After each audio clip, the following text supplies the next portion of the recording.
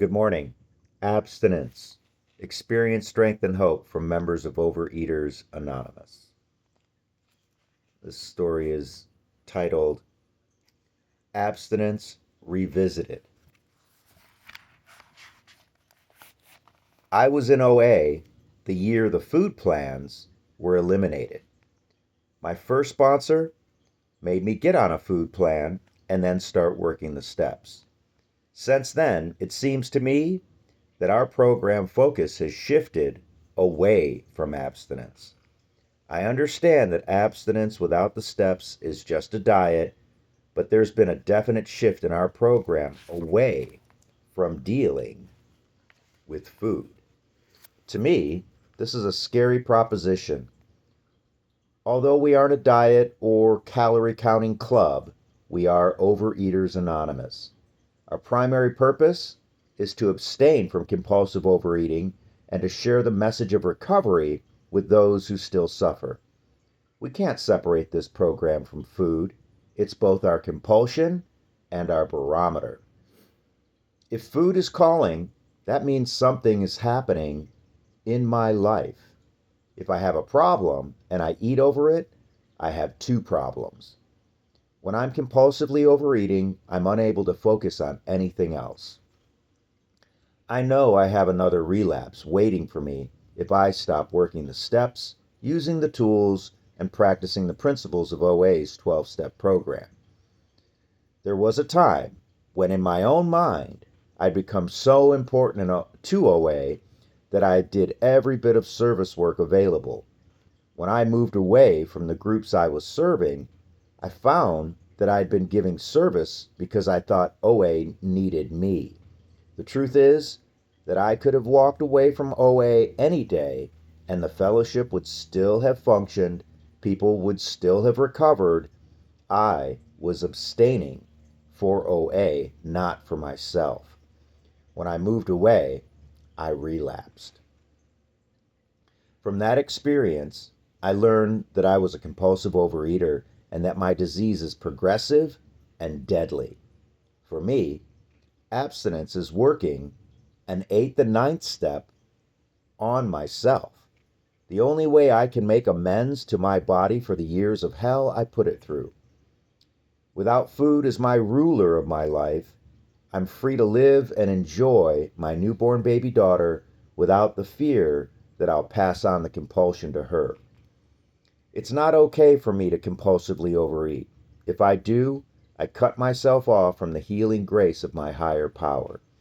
Without abstinence, I don't have my God, my sanity, or my life. I have to follow the suggestions of this program or I'll die. I left OA once. That was the most miserable year and a half of my life. I know I can go back to that misery. All I have to do is stop doing what works and try doing things my way again. I've heard it said that relapse is a part of recovery. I don't believe this. No one has to relapse. Some who do never make it back to the program. That's a chance I'm not willing to take.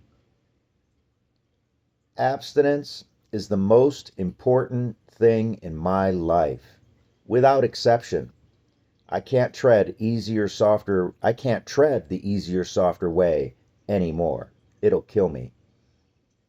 No one ever told me that the road to recovery was easy, but it's easier than compulsive overeating. This disease exists on three levels: spiritual, emotional, and physical. We can't separate them, nor can we work on one aspect without working on the others. This message is from a member in Westmont, Illinois. Yeah, I completely identify with all of those ideas here. Number one is that abstinence is becoming the most important thing in my life, bar none, and expanding that out to any and all character defects, shortcomings, and compulsive thinking and behaving in all areas of my life. I'm ready. I'm ready to be relieved of compulsive thinking and behaving. and especially geared around food. It feels like the final frontier, but it's a I'll just say it's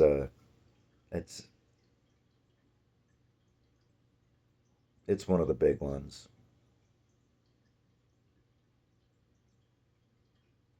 And every element of my abstinence is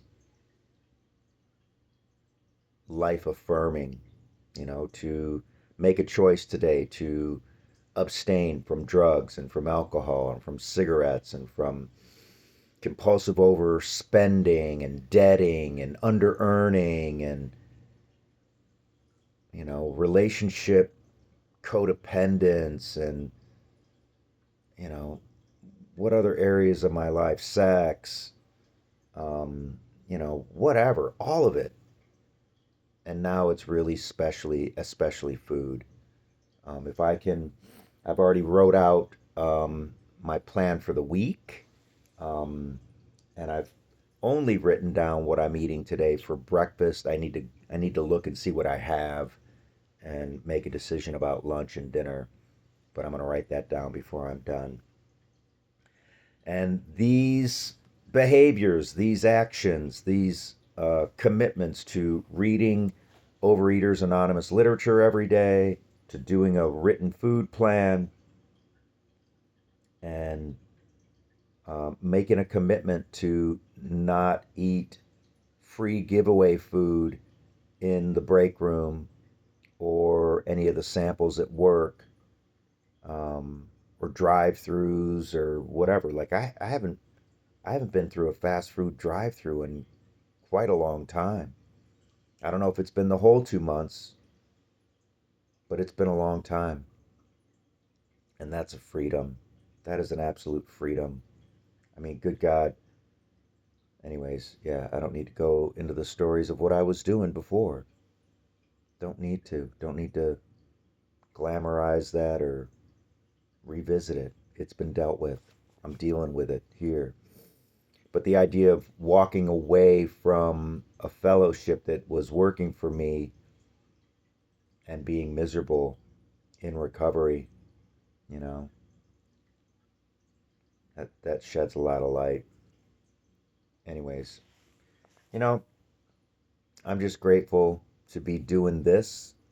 Um, and yeah, looking for another abstinent day and wishing you well so that,